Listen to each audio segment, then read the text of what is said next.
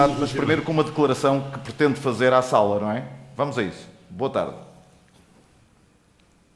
Eu suponho que terá dito que eu tenho uma declaração a fazer à sala, não é? Exato. Bom, em primeiro lugar, é por pedir desculpas, embora não tenha tido nenhuma responsabilidade neste percalço técnico, mas dizer que, de facto, é um prazer estar em contacto com todos, ainda que à distância, e depois dessas atribulações. Em primeiro lugar, para cumprimentar cada um dos presentes. Vejo aí muitos amigos, muita cara conhecida, muita gente do desporto, que tem dado muito ao desporto, que tem emprestado muito também aos valores que o desporto simboliza. E na pessoa do seu presidente, o Diamantino Gonçalves, queria felicitar a Andif pelo trabalho que tem vindo a fazer, um trabalho extremo, dedicado, comprometido, com recursos exíguos, porventura, mas compensados por uma enorme paixão, um enorme sentido de responsabilidade e compromisso que nós temos vindo todos a testemunhar. Este evento é disso uma prova.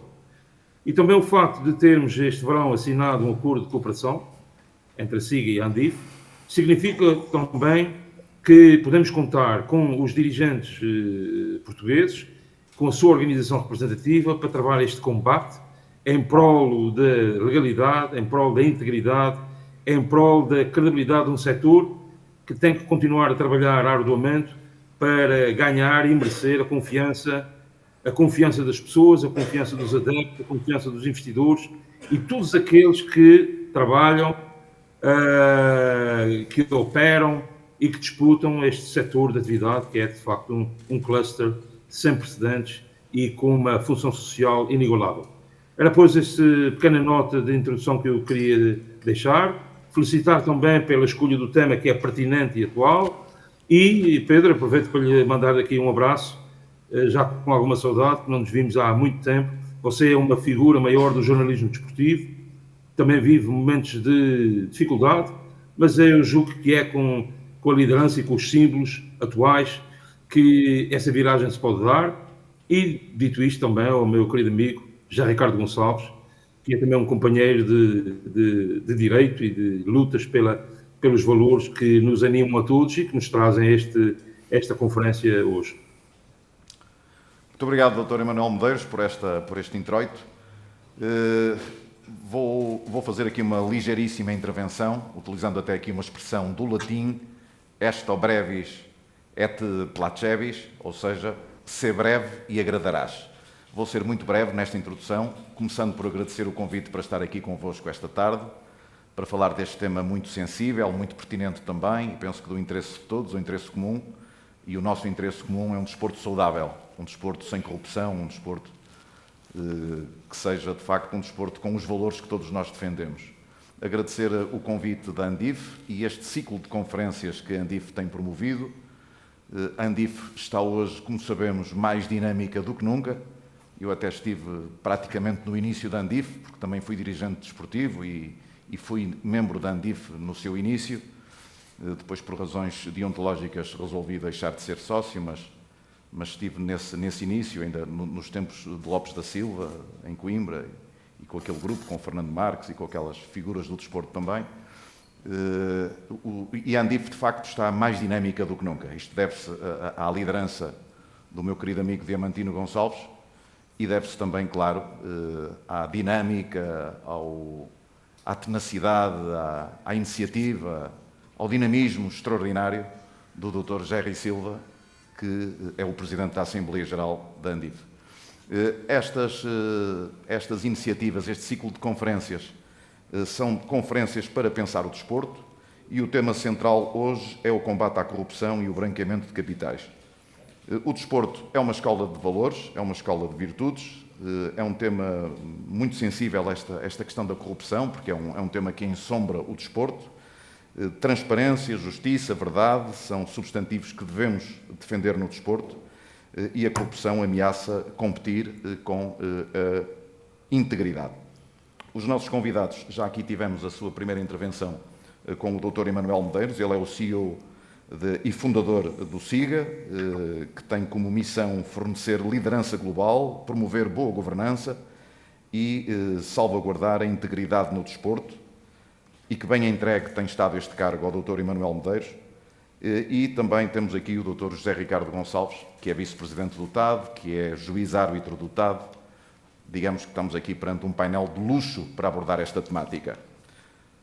São homens do direito. O direito é um conjunto de regras e normas que regem a atividade humana. Neste caso estamos a falar de desporto.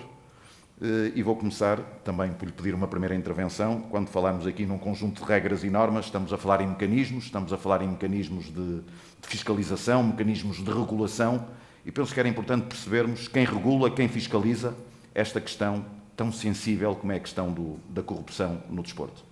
Muito obrigado pela presença. Nada, obrigado eu.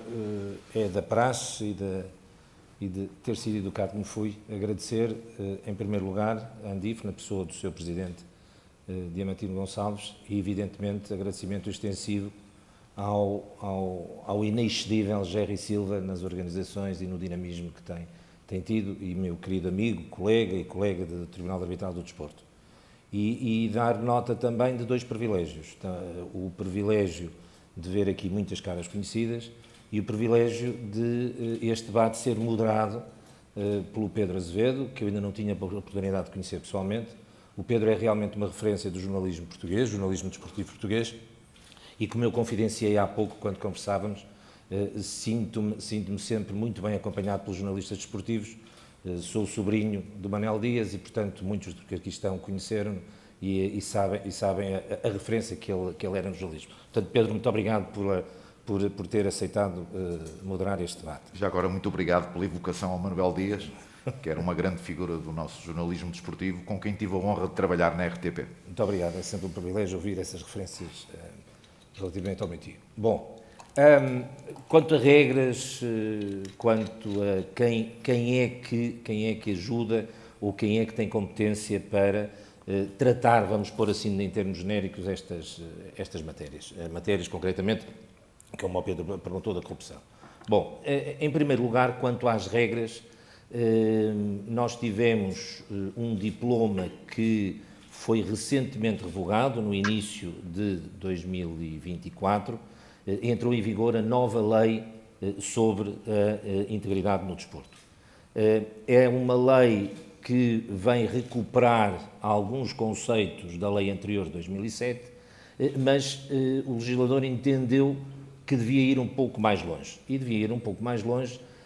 Eu vou tentar ser o menos jurisdiquês possível, mas julgo que interessa a todos os presentes também aqui uma referência histórica.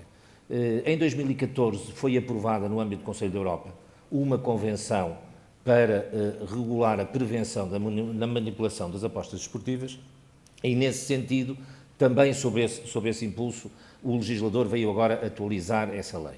E veio atualizar essa lei de algumas formas. Primeiro, criou dois novos crimes. É o crime das chamadas apostas antidesportivas e o crime da coação desportiva. Continua a haver a corrupção passiva, a corrupção ativa, o tráfico de influências e o recebimento ou oferta indevida de vantagens. Portanto, o quadro legal, Pedro, para regular a matéria relacionada com a corrupção e outras práticas afins em ambiente esportivo é esta Lei 1424, que entrou em vigor em janeiro. Quem é que é competente para fazer a respectiva investigação? É evidentemente o Ministério Público e, no final da investigação, se entende que há matéria para acusar, acusa, se entende que há matéria para arquivar, arquiva, e no final do dia são os tribunais que decidem se há prática ou não há prática dos crimes em causa. Isto num domínio jurisdicional, vamos dizer assim. Temos outro domínio também, vamos chamar pré-jurisdicional. Estamos a falar do ponto de vista federativo e associativo, digamos, a investigação que os respectivos conselhos de disciplina podem fazer sobre essa temática. A corrupção desportiva é uma infração disciplinar também, portanto, não é só uma infração de natureza criminal. E temos também uma nova entidade que se chama MENAC, que é um Mecanismo Nacional de Prevenção contra a Corrupção, que também tem no âmbito das suas competências a prevenção destas práticas. E concretamente, e a Ruth dir-me-á se eu me engano no que estou a dizer, mas julgo que não, por exemplo, a Federação Portuguesa de Futebol tem já implementado um determinado projeto, juntamente com outras entidades, sobre a prevenção do chamado match fixing, ou da manipulação de resultados, e ainda recentemente o MENAC, em parceria com a Liga Portugal, organizou um seminário, um evento de prevenção dessas mesmas práticas. Pedro, eu diria que em termos genéricos podemos entrar depois a afunilar esta questão. Espero ter respondido à sua pergunta. Sim, aqui a questão é cronológica. Porque primeiro o Ministério Público e não primeiro as entidades desportivas de disciplina? Se não poderia ser ao contrário. Até porque a sede desses crimes é no desporto, não é? Estamos a falar de desporto. Pedro, eu ainda bem que faz essa pergunta, porque fiz-me entender mal. Aqui não é uma questão de prioridades. O comboio pode andar paralelamente, quer em sede disciplinar, associativa, federativa, quer em sede jurisdicional, Ministério Público. Portanto, não tem que andar primeiro num local e só depois vai andar no outro. Pode andar primeiro num local e, por andar em sede disciplinar, há uma comunicação, há uma participação ao Ministério Público que fará a sua investigação, ou pode culminar apenas com, digamos, o final do inquérito disciplinar e ter-se concluído que não houve nenhuma infração. Portanto, que fique bem claro que não há aqui prioridades. O disparar, e depois mais à frente do Pedro, se quiser, poderemos falar sobre isso, a denúncia e a denúncia obrigatória, por exemplo, esta nova lei impôs que a denúncia passasse a ser obrigatória e, tendo um agente esportivo conhecimento de uma determinada prática que possa configurar um dos crimes que eu enunciei, está obrigado a fazer essa denúncia. E se não a fizer, isso sim configura uma infração disciplinar no âmbito da sua atividade.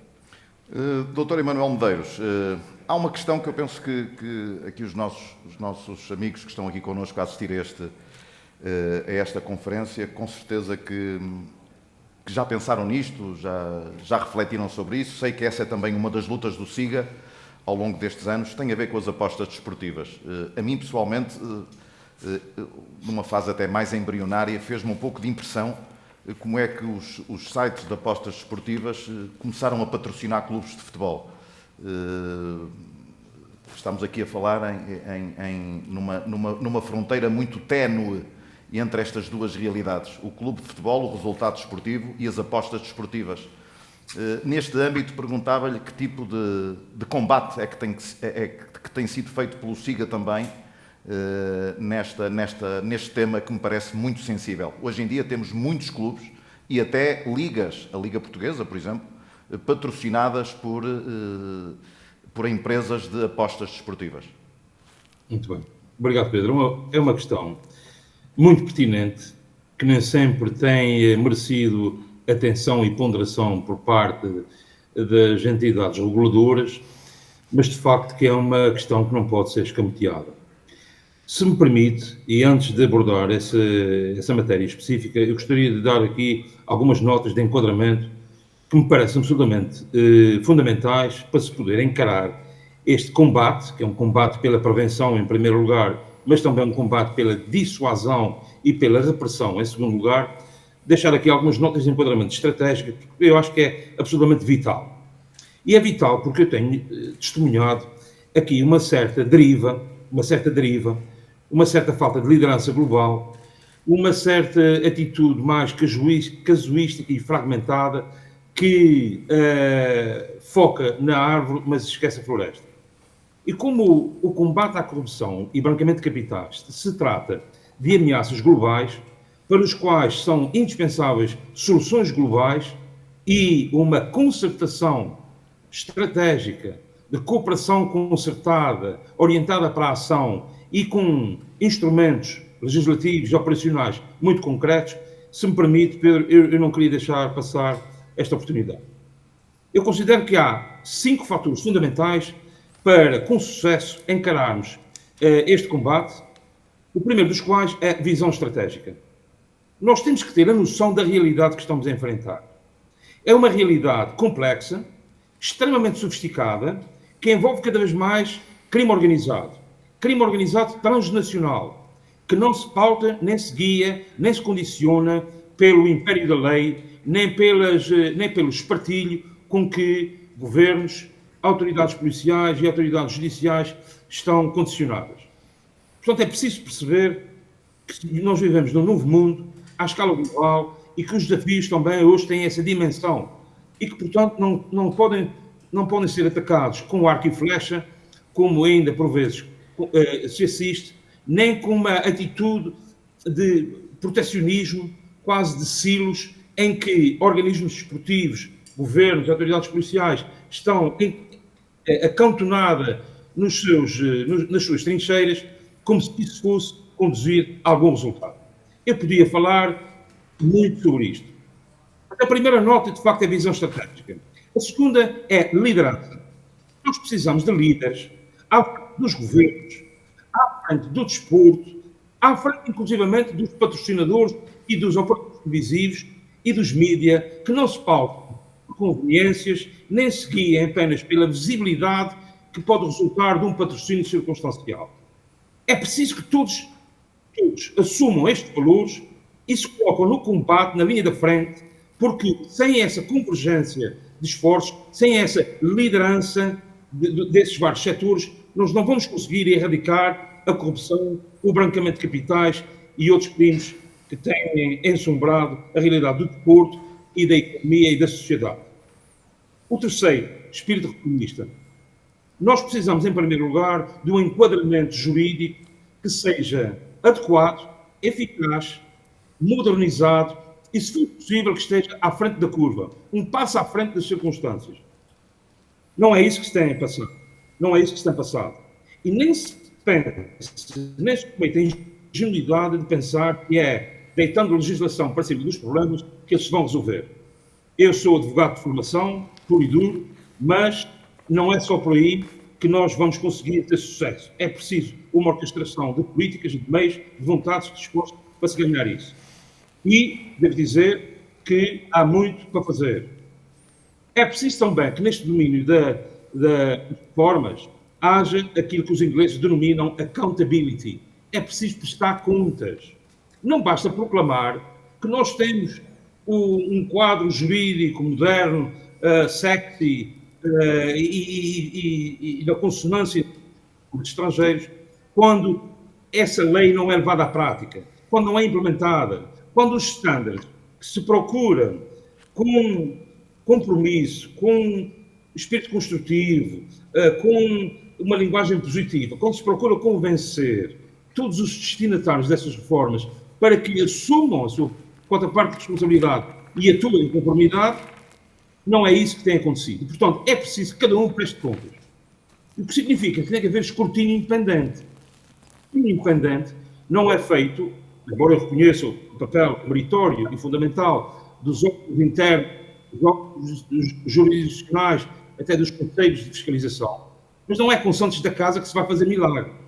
É preciso haver escrutínio independente. Não basta a comissão de governança, ou lá que se chama da FIFA, ou da UEFA, ou de uma Comebol, ou da Federação Internacional de Atletismo, para poder, com a confiança de todos nós, fazer o escrutínio do cumprimento destas regras.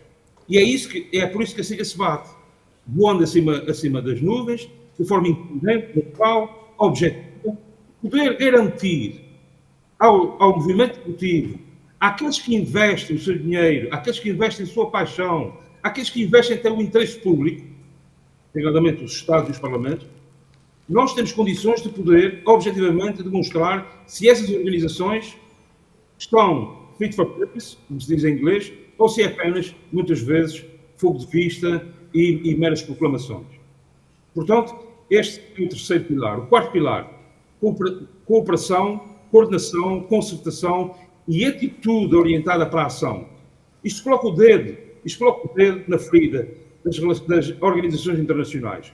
Porque sem tratados internacionais, sem acordos internacionais que sejam adequados, que sejam modernos e que sejam eficazes, nós não podemos combater um fenómeno global, ameaças globais, com atitudes fragmentadas e anquilosadas. Duas notas muito rápidas. A Convenção Anticorrupção das Nações Unidas, que fez no ano passado 20 anos, vai fazer agora 21. Onde é que nós estamos? Onde é que nós estamos quando nós temos países que fazem boicote deliberado às claras? Refiro-me à Rússia e à China, que impedem avanços significativos que são absolutamente vitais para erradicar a corrupção, o branqueamento de capitais e outras práticas nocivas que nós vimos à escala mundial. E, por outro lado, também temos a Convenção do Conselho da Europa em matéria de apostas ilegais, que, na minha perspectiva, já na altura, quando foi aprovada em 2014, já não servia para o seu propósito e agora, mais uma vez, padece de atavismos e de problemas na sua implementação e na sua implantação à escala global.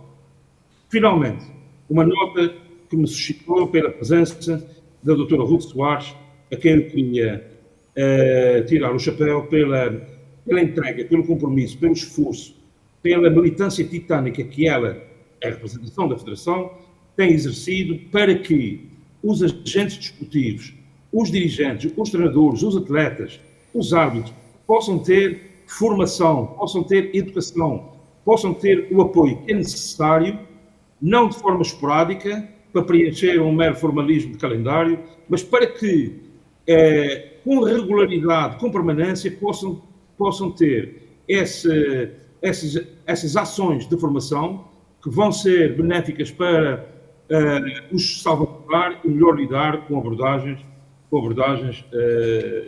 ilícitas e espúrias. Portanto, estas são 5 notas que são fundamentais e as quais posso dizer muito. Em relação às apostas desportivas, para não perder mais tempo, eu penso que o dilema é entre a proibição que tem a ver muito com o enterrar a cabeça na areia, ou um sentimento de negação completamente ultrapassado, já foi posto de lado. Hoje em dia, percebe-se que é melhor abrir o mercado de forma regulada, mas com controle, com freios e contrapesos, com requisitos e com condicionantes, porque só assim nós conseguimos, primeiro de tudo, combater o jogo clandestino, combater a opacidade por trás da cortina. Segundo, criar critérios adequados para licenciamento dos operadores privados. No caso do Brasil, verificou até agora, em que existiam operadores de apostas sediados em determinados paraísos fiscais, como Curaçao, sem escrutínio, sem regulação, sem controle, sem mando, oferecendo apostas sobre o desporto brasileiro, os riscos daí decorrem. Portanto, a regulação adequada é um antídoto e é uma solução. Depois, outra área muito escanteada, muito apagada, que é a área da adição ao jogo. Fez, o ano passado, 10 anos, ou está a fazer 11 anos, desde que a legislação portuguesa procedeu à abertura regulada do mercado de apostas, mas os números que são conhecidos relativamente à adição de atletas, à adição de jovens, à adição de uma série de outros indivíduos, suscita preocupação e deve ser atacada de frente. Mais uma vez, necessitamos de uma mudança cultural para o que é necessário dar prioridade a esta atuação e ação de formação, educação, capacitação todos os dias, tal como é higiênico tratar da saúde oral, tratar da integridade das competições e da salvaguarda dos indivíduos mais vulneráveis, que são os jovens, deve também merecer uma preocupação individual. Permite-me, para concluir, dizer que aqui no Brasil reforcei as minhas expectativas de que o Brasil está a regular e está a atuar de forma certa. E os acordos que assinamos, quer com o Ministério das Finanças, colocando a SIGA no centro do processo de licenciamento, reforçando a regulação, a governança e o escrutínio em relação aos operadores, às suas credenciais, à fonte dos seus financiamentos e às transações financeiras, é disso um bom exemplo de um passo em frente. Aqui no Brasil, ao contrário do que fez nos Estados Unidos, não se ligou apenas à cópia de dólares a cair das árvores que fizeram os Estados Federados na América. Explicam a razão pela qual o desporto americano está sob ataque e a sua reputação está a lama. Aqui no Brasil, seguiu-se uma postura inclusiva de reforma coordenada, e isso dá-me esperanças de que seja um caminho certo e que pode ser também tomado em consideração, quer por Portugal, quer por outros países que bem precisam. Lamento se me alonguei muito. Já agora só uma questão, o seu terceiro ponto no combate fala em enquadramento jurídico, com críticas para o enquadramento jurídico, muito há a fazer. De uma forma muito sintética, quer mencionar que pontos é que podem ser melhorados relativamente ao enquadramento jurídico, para confrontar também o Dr. José Ricardo Gonçalves? Eu não me referi especificamente a Portugal. Portugal tem modernizado a sua resposta jurídica, o seu arsenal de meios jurídicos, mas ainda há muito para fazer. Isso, Designadamente? Nunca para. Mas eu foquei aí 2 pontos essenciais no domínio internacional. Também podia trazer à colação outras áreas que têm sido arredadas dos holofotes. A questão das transações financeiras. A questão das transações financeiras é uma chaga, e é a razão pela qual a SICA foi fundada, porque não nos conformávamos com a desregulação financeira, com a falta de supervisão, a falta de escrutínio, a falta de integridade financeira que por aí abundava. Penso que se falou aí já no FIFA Gate, mas esses problemas não começaram nem acabarão no FIFA Gate. E, portanto, o que é preciso fazer aqui? Eu advogo já há quase 20 anos. A FIFA criou e lhe deu o apelido de Clearing House para transações relacionadas com a formação de jogadores.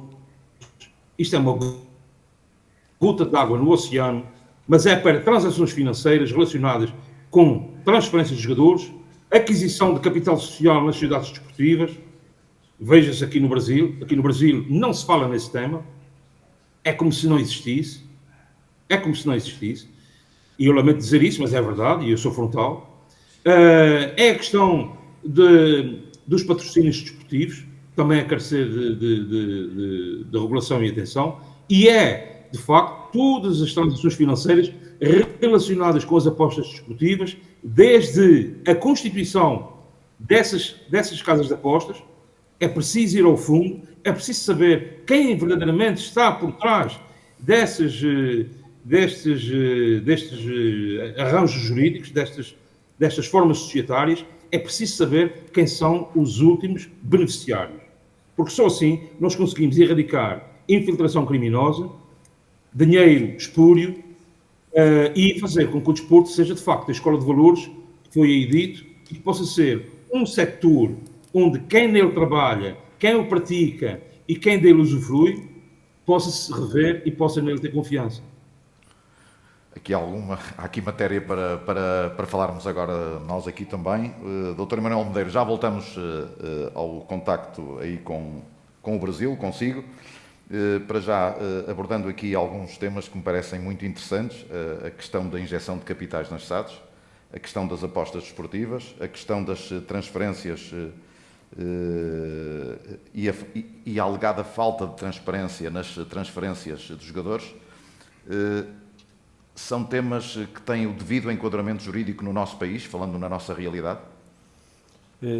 Sim, eu posso dizer, Pedro, que genericamente estou satisfeito com a legislação portuguesa e a forma como, designadamente, esse diploma, o novo regime jurídico para a prevenção da integridade no desporto. E fiquei, evidentemente, também satisfeito quando, primeiro em janeiro deste ano e depois em abril, primeiro o Parlamento Europeu e depois o Conselho Europeu, aprovaram a diretiva e o regulamento para prevenção a branqueamento. E, portanto, julgo que é sabido, designadamente depois o regulamento, quando entrar em vigor, aplica-se diretamente em Portugal e, portanto, essas normas europeias vão harmonizar, coisa que não existia a nível europeu, e, portanto, essas normas vão harmonizar as regras relacionadas com, digamos, a prevenção e os mecanismos para evitar o branqueamento de capitais. Designadamente, os agentes desportivos, muito concretamente os clubes, os intermediários e os patrocinadores, vão passar a ter obrigações reforçadas quanto à prevenção no branqueamento de capitais. Designadamente, comunicações que vão ter que passar a fazer a uma autoridade europeia, que se chama Autoridade Europeia para a Prevenção do Branqueamento de Capitais, e, portanto, à sua pergunta, a legislação portuguesa, seja o regime jurídico, seja a intervenção do dito MENAC, quando começar que tem tido alguma dificuldade em arrancar a sua atividade, mas eu sou daqueles otimistas e, portanto, não perdi a esperança que vai desempenhar nos termos que está, como dizia o Emanuel, não chega a estar no papel, Pedro. É evidente que na prática se tem que implementar o que está previsto nesse papel. E, portanto, o regime jurídico, prevenção da integridade no desporto, a diretiva e o regulamento europeu que aí vai entrar em vigor, outras regras designadamente, por exemplo, o denominado Código de Prevenção para a Manipulação de Competições Desportivas do Comitê Olímpico Português. Portanto, é tudo um conjunto de regras, que, e outros mecanismos instituídos a nível federativo e associativo. O regime jurídico de prevenção da corrupção, que é também uma novidade no regime jurídico português, vai também dar, ou tem que dar também aí, um apoio importante na prevenção, designadamente através dos canais de denúncia. Ao contrário do que se possa imaginar, os canais de denúncia que passaram a ser obrigatórios em Portugal, não só no âmbito da proteção dos denunciantes, como também do regime jurídico de prevenção da corrupção, esses canais são obrigatórios serem implementados também federações, associações, clubes e por aí fora. Logo que tenham mais de 50 trabalhadores, há a obrigação de serem implementados. E, portanto, vai ser também um mecanismo muito importante para ajudar nessa prevenção e, como eu disse ao bocado ao Pedro, esta nova lei passou a impor a obrigação de denúncia, sob pena de ser uma infração disciplinar. E, portanto, isso depois, as federações e associações depois também vão ter que alterar os seus regulamentos disciplinares, consagrando essas regras, e esta mesma lei também veio aumentar as sanções. E chega, vestindo aqui um fato do legislador, acha que chega àquilo que está a ser implementado? Onde Pedro, é que mexeria? Eu neste momento, enquanto não vir, e não vimos, porque apesar de tudo, a legislação não é recente, a legislação já é de 2007, esta que agora entrou em vigor em 2014, tem a corrupção passiva e a corrupção ativa já existia lá atrás, já estava regulamentado. Eu julgo que agora também é tempo de deixar atuar estes mecanismos, sejam os mecanismos legislativos, sejam os mecanismos regulamentares, sejam os mecanismos previstos nos regulamentos de disciplina, seja o dito canal de denúncias e a proteção que daí é dada ao denunciante, que se pode apresentar como anónimo a denunciar, portanto não é obrigatório que identifique a sua cara, está protegido e pode fazer essa denúncia anónima. Portanto, Pedro, à sua pergunta, eu diria, demos tempo... Deixar maturar. Exatamente, porque depois há aquela tendência habitual aqui nesta terra que é legislar em cima de legislar, é a fúria legislativa, é o ter a vontade legislativa à flor da pele, como diz um professor Coimbrão. E, portanto, Pedro, acho que vamos dar tempo. Eu comungo das preocupações do Emanuel. E o Emanuel tem uma enorme vantagem, Eu não me esqueci de saudar, tu sabes que eu sou muito teu amigo, mas não queria passar por mal educado quando no início não te cumprimentei. O Emanuel tem uma vantagem relativamente a mim. O Emanuel tem uma vantagem muito mais global. Por muitas ou algumas incursões que eu faça fora, o Emanuel tem uma perspectiva completamente diferente e, como nós dizemos na gíria, muito mais enfarinhada nesta temática. E o comum das preocupações dele. Mas, Pedro, vamos deixar maturar, aproveitando a sua expressão. Dr. Emanuel Medeiros, também conhece o caso português, embora seja um homem com uma visão mais global a nível mundial, pelas suas tarefas internacionais, mas olhando para o exemplo português, o que acrescentaria se vestisse essa pele de legislador? Obrigado, Pedro. Essa é uma pergunta excelente, não é? E muito conveniente para mim, porque eu garanto-lhe que tinha muita coisa que faria. Tenho um conhecimento ao detalhe da realidade portuguesa. Mal seria também se não tivesse, não é? O futebol português, o desporto português é o meu, em primeiro lugar, e interesso-me por ele, como toda a gente que está aí, e desde há 32 anos esta parte, o meu compromisso foi tentar colaborar para que nós transformássemos as diversidades em oportunidades de sucesso e atacássemos debilidades com soluções e antídotos e reformas há muito necessárias. O meu querido amigo José Ricardo, utilizou uma palavra que eu não subscrevo. Ele disse que estava satisfeito, se eu bem percebi, estava satisfeito, grosso modo, com o evoluir da situação em Portugal. Eu percebo porque é que se pode dizer isso. Mas, ao mesmo tempo, e aproveitando a sua questão, quando eu vejo que o governo anterior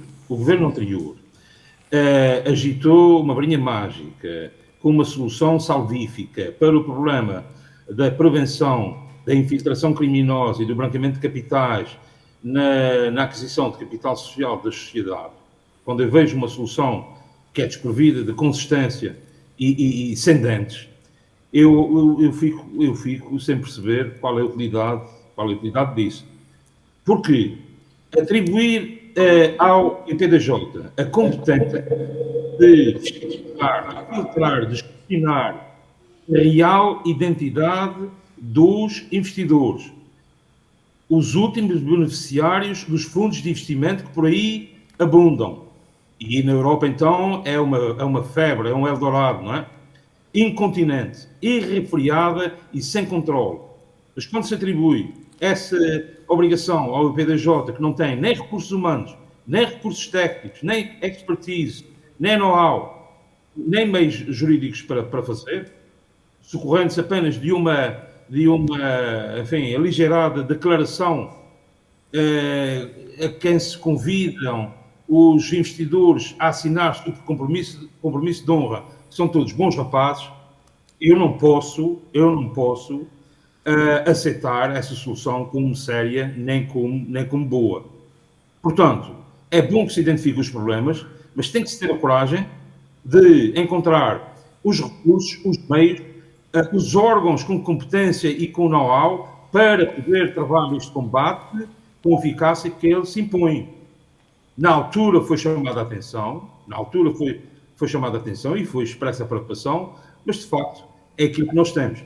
Portanto, aquilo que eu espero é que o governo que está atualmente em funções e o EPDJ possam, em diálogo e em cooperação com os stakeholders relevantes, abordar esta questão e encontrar uma solução que seja uma solução com dentes, uma solução adequada. E qual seria a solução com dentes, na sua opinião? A solução com dentes não é, como disse, a pedir aos investidores que assinem uma declaração sobre compromisso de honra a dizer que cumprem a lei e que não estão sediados num paraíso fiscal e que não estão a agir como testas de ferro de uma qualquer organização criminosa. E enquanto isto não for tratado como deve ser, a dúvida põe-se. E isso também não é legítimo para quem cumpre. Portanto, o recorte jurídico, a reforma, tem que ser não apenas o resultado de um impulso, mas o corolário de um conjunto de decisões maturadas, fundamentadas, alicerçadas em dados objetivos e que sejam eficazes. Não é? Inglaterra tem um sistema mais robusto que o nosso, embora a Premier League não seja o FBI nem a polícia. Mas é preciso haver esses mecanismos. E hoje o que há? Nada. Quem faz em Inglaterra? A quem pertence esse mecanismo em Inglaterra? Esse mecanismo foi criado pela Premier League e pela FA. E, embora tenha as suas limitações, e não seja a bala de prata, vá muito para além do que seja uma mera declaração sob compromisso de honra. Isto, por amor de Deus, isto parece uma coisa que não se pode levar a sério. E mais, posso dizer mais. Já ofereci a colaboração da SIGA, porque nós somos uma coligação multi-stakeholder, temos organizações que fazem parte da SIGA, que têm a capacidade, os meios, os recursos e a experiência para ir ao uso, para identificar e para escrutinar quem estão por trás das denominações comerciais, quem estão por trás dos fundos de investimento e de onde vem o dinheiro e para onde é que vai. Ou você acha que a inflação no futebol, em Portugal, na Europa, no mundo, é apenas por osmose e por inspiração natural e espontânea? Não é. Há muitos anos esta parte, as transações financeiras foram inflacionadas para poderem permitir a um conjunto de sombras que se movem por trás da cortina para poderem quinhoar os proventos da sua atividade. E essa dúvida não pode subsistir. Não pode subsistir. Como é que atacaria o desfazer dessa dúvida? Com outro tipo de entidade a escrutinar essas injeções de capital nas SADs? Os estándares universais da SIGA, que são do mais evoluído que há, comportam a solução e a explicação para esta pergunta. E, portanto, eu convido todos os interessados a analisarem, a debaterem, a discutirem e, designadamente, às organizações desportivas a as implementarem. No que diz respeito às transações financeiras, podiam começar os Estados-membros da OCDE por cumprir as suas próprias recomendações. A OCDE emitiu 20 recomendações para prevenir e combater o branqueamento de capitais e, em vez de estarmos numa zona limpa, estamos numa zona cinzenta. E muitos países estão numa zona negra. Há muitos países que não cumprem os requisitos. E eu posso dar os nomes, mas se forem lá ver, vão ver quem eles são. E Portugal, que cor é que tem? Cinzento, negro? Portugal tem que fazer mais do que o que faz, como é evidente. Aquilo que eu quero é um setor de atividade que seja não apenas credível, mas que seja também viável. Que as pessoas possam dar de cabeça erguida, sem aquele anátema, sem aquele estigma, não é? Quando eu cheguei ao futebol, há 32 anos, houve muita gente que pôs as mãos na cabeça e me perguntava: mas o que é que tu vais fazer com o futebol? E eu disse: mas o futebol merece o anátema, merece um preconceito, mas há algum setor de atividade que possa dar lições de legalidade ao futebol? Qual deles é? É a finança? Basta ver o que está a acontecer no nosso país. Os casos que têm vindo a público, bancos, telecomunicações, abuso dos dinheiros públicos e dinheiros privados, promiscuidade ao mais alto nível, financiamento partidário opaco. Pelo amor de Deus, pá. Eu não aceito que ponham um ferrete e um estigma no desporto. Agora, eu reconheço que o desporto, para desempenhar o seu papel, tem que continuar a trabalhar, e há bons exemplos nesse sentido, mas no que diz respeito aos fundos de investimento, eu tenho as minhas fundadas e legítimas dúvidas, e por isso, ao invés de apontar apenas preocupações, eu aponto soluções concretas. E faço isso com o sentido de responsabilidade e com o risco inerente a quem não se cuide de dizer o que pensa. Dr. José Ricardo, tem aqui matéria para comentar relativamente a esta questão da injeção de capitais, dos fundos. Assinar uma declaração de compromisso de honra não chega. Bom, vamos cá ver. É evidente que assinar uma declaração de compromisso de honra, e aí é por isso que nós nos entendemos, eu aí discordo do Emanuel, porque não é por essa declaração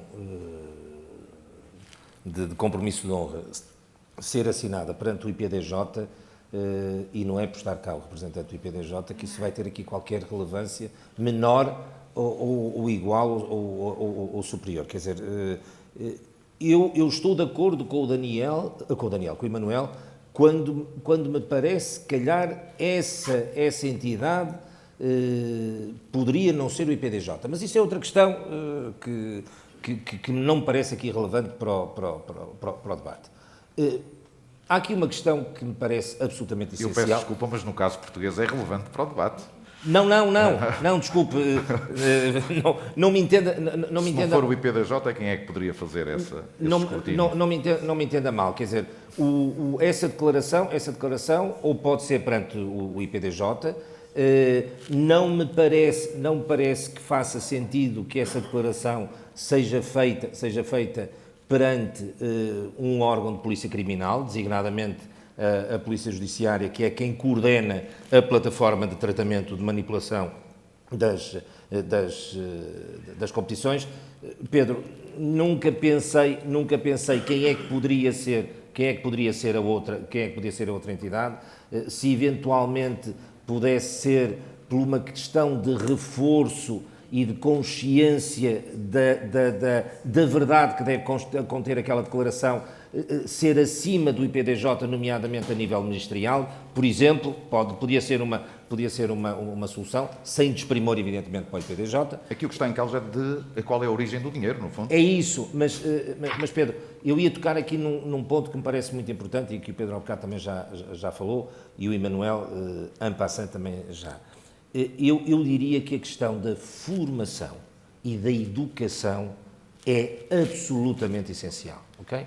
Portanto, independentemente das obrigações que as entidades federativas e associativas, e mesmo eu aí estranho que não seja imposta essa obrigação também às próprias entidades governamentais e a quem por baixo dela está, que é formar, ensinar.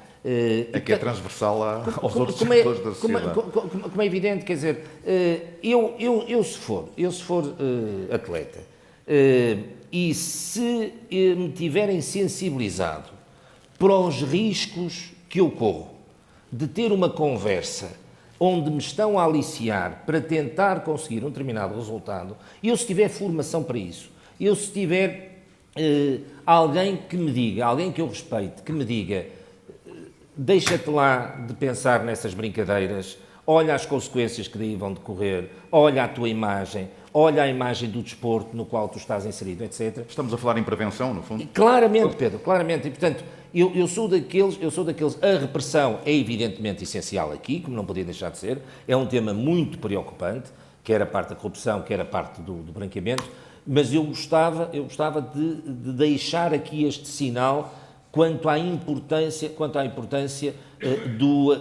da educação, da formação. E, aliás, curiosamente, o Comitê Olímpico Internacional tem o princípio dos 3 R's, que é o reconhecer, é o resistir e é o reportar. E, portanto, se os agentes esportivos interiorizarem este princípio, ajudará certamente a evitar e a prevenir esse tipo de comportamentos. E era esta pedra de toque que eu queria dar na importância da formação e da sensibilização para esta temática. Eu não queria abrir aos nossos queridos amigos que estão hoje aqui connosco este debate sem fazer uma pergunta que penso que suscita aqui a atenção de todos.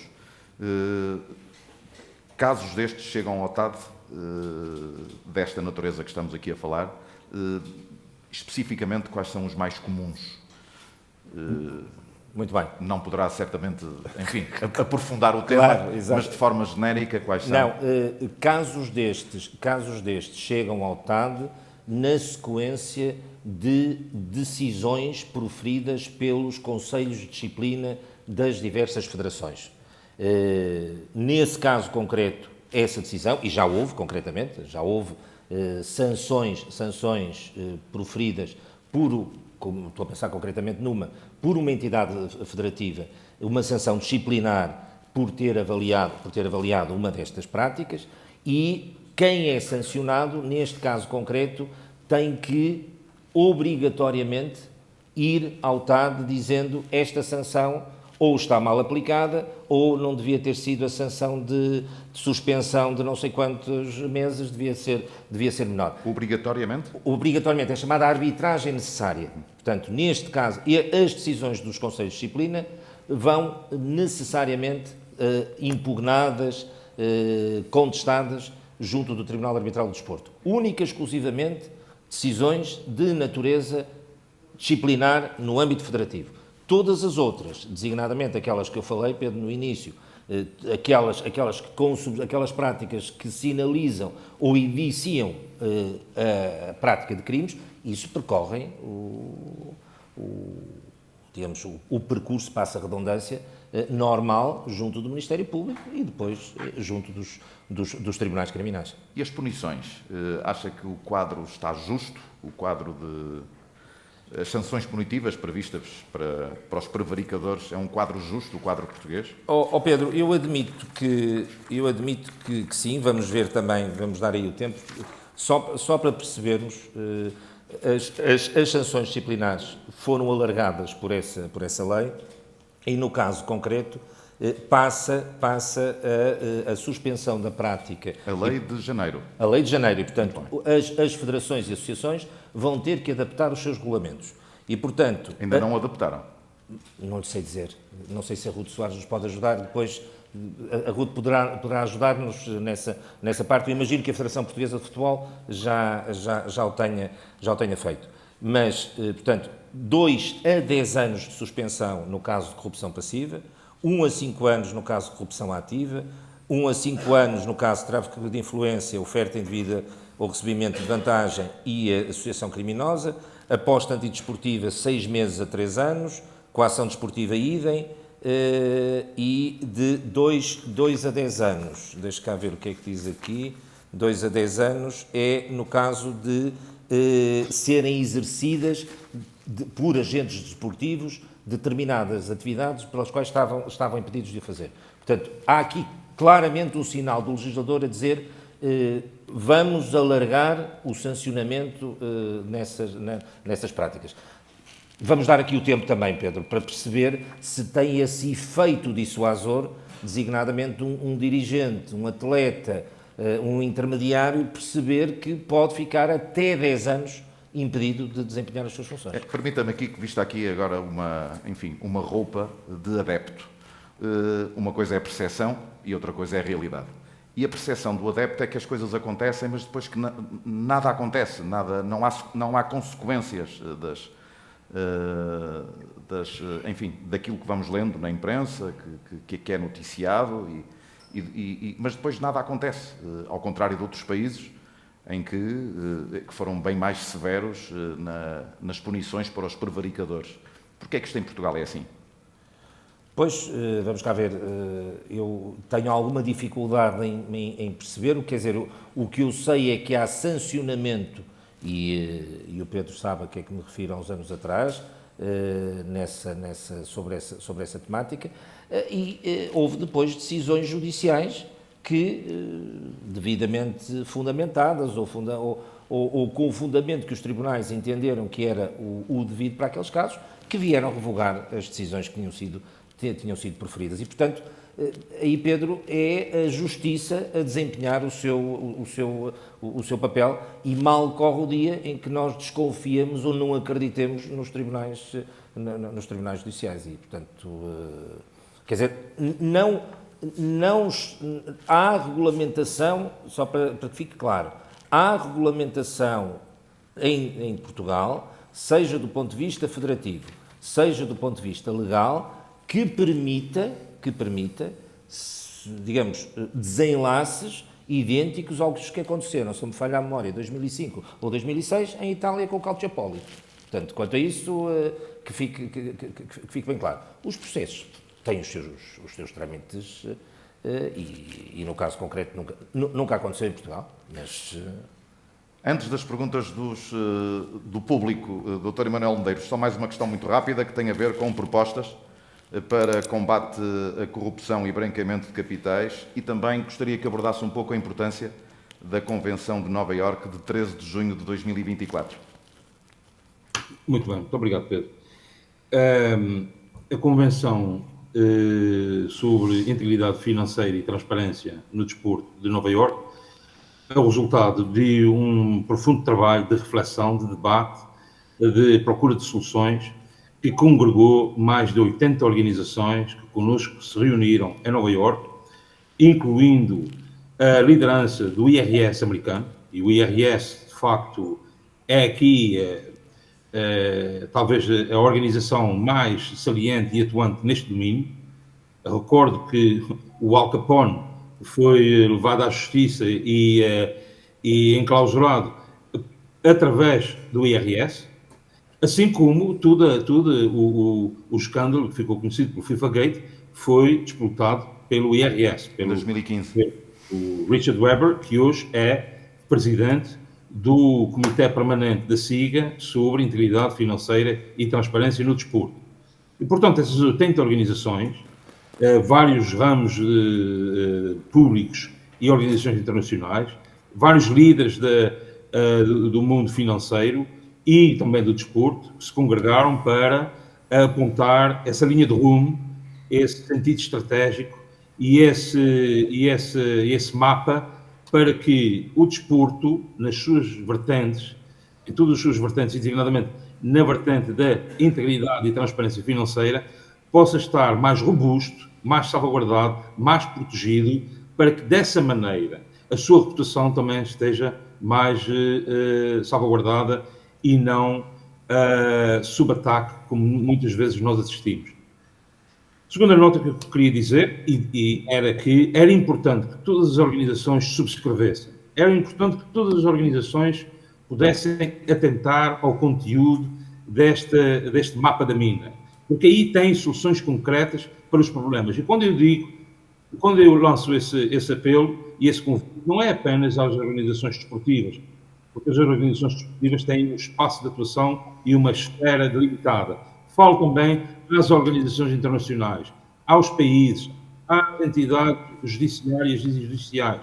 Aí tem um conjunto de medidas estruturantes, de reformas de fundo e outras que são simples, fáceis, execuíveis e que não se compadecem com a demora, nem com o atavismo, nem com a falta de vontade política que muitas vezes nós vimos.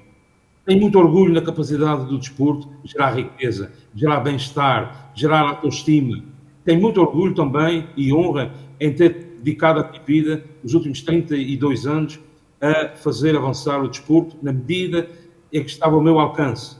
Tenho muito orgulho nisso, mas também sei que, enquanto tiver força e ânimo, não poderei baixar os braços, porque há muito para fazer. E o mesmo se diz em relação a cada um que está aqui nesta sala. Todos nós somos campeões, todos nós somos agentes, todos nós temos um grande poder de imprimir essa revolução cultural que é precisa para que se ganhe com base no mérito e para que se atue dentro da lei e dentro da integridade, não porque temos um polícia à espreita em cada esquina, mas porque isso resulta do comando da nossa razão. Permita-me só para terminar, Pedro, 4 notas muito rápidas em jeito de esclarecimento. Eu não tenho nenhuma visão maniqueísta de fundos de investimento ou de investidores. Os fundos de investimento são um instrumento financeiro, como qualquer outro, e os investidores são sempre bem-vindos. Agora, é preciso saber se cumprem ou não os princípios e as regras de legalidade, integridade e transparência financeira. E essa é outra conversa. Segunda nota, à guisa igualmente de esclarecimento. Eu não atribuí responsabilidades ao EPDJ pelo recorte jurídico que lhe foi cometido. Não foi o EPDJ que foi bater à porta do governo e pediu para ser receptáculo, recipiente, destinatário dessa legislação. E devo fazer até a justiça de frisar que os responsáveis do IPDJ, sentindo-se que não tinham nem competência nem meios, procuraram fazer o seu melhor para corresponder, mas sem nunca deixar de salientar que não se achavam o órgão vocacionado para poder filtrar, escrutinar e verificar quem eram os últimos beneficiários desses fundos de investimento e dessas transações financeiras. Portanto, esta solução tem que ser repensada. O IPDJ tem um papel importante e insubstituível, mas também não pode ser colocado perante uma exigência destas, para a qual, naturalmente, julgo eu, não está apetrechado. A terceira nota, uma nota também de saudação e de felicitação. Foi agora reconduzido à frente da Polícia Judiciária o Dr. Luís Neves. É um homem cujo currículo dispensa apresentações, que muito tem servido a justiça, que muito se tem batido com coragem pela defesa da legalidade e combate desassombrado contra o crime. Desejo felicidades, assim como a doutora Madeira Pera, que por decisão do Primeiro-Ministro, do Presidente da República e proposta do Governo, assume as funções do Procurador-Geral da República. Trata-se, de facto, de uma personalidade de créditos firmados, de serviço público, conhecedor profundamente destes assuntos que estão aqui a tratar e, portanto, com esses dois homens à frente e, naturalmente, o Ministério da Justiça e todos os órgãos do Governo desportivo, Liga, Federação, Sindicato, treinadores, dirigentes, penso que nós podemos formar aqui uma coligação positiva de interesses convergentes, de vontades firmes de prevenir e combater e erradicar estas ameaças que tão nocivas são para o desporto e para a sua reputação.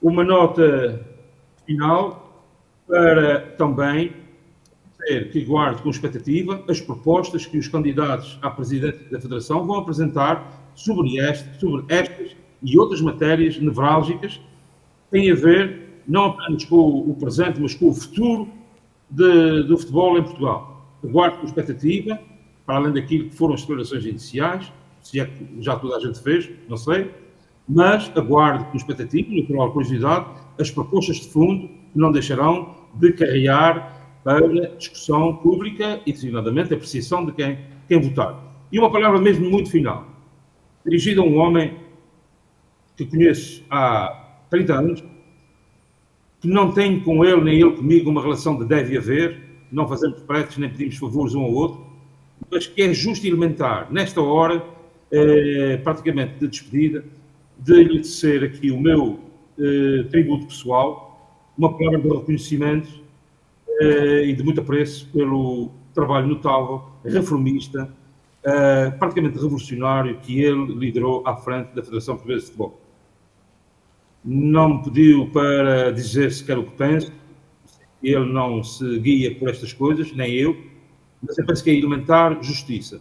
Agora que termina uma década à frente da Federação Portuguesa de Futebol, eu expressar uma palavra de reconhecimento e apreço a ele, à sua equipa e a todos os profissionais que se dedicam a servir e a promover o futebol em Portugal, porque o saldo é francamente positivo e, sem dúvida, ficará na história, se não como o presidente mais marcante da Federação, mas, pelo menos, seguramente, como alguém que ficará na cúpula e a quem é devida a justa homenagem. E era apenas isso. Muito bem, a falar do Dr. Fernando Gomes. Muito obrigado, Dr. Emanuel Medeiros. Abraço. Um agradecimento também ao Dr. José Ricardo Gonçalves, um agradecimento à Andiv, aqui um sublinhado relativamente a estas palavras do Dr. Emanuel Medeiros, porque de facto o Dr. Jerry Silva é um homem de mão cheia. Um forte aplauso também para o Dr. Jerry Silva. Não fiz a referência no início, acho que é merecida também por este bonito espaço do Corte Inglês e à comunicação do Corte Inglês, que nos possibilitou também aqui este debate. E vamos encerrar com uma intervenção do Sr. Presidente da Andiv, Diamantino Gonçalves.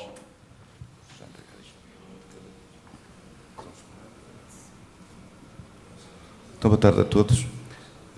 Ao Dr. José Gonçalves, o nosso muito obrigado por aquilo que nos trouxe e a mim por ter tido o prazer de o conhecer, que ainda não o conhecia.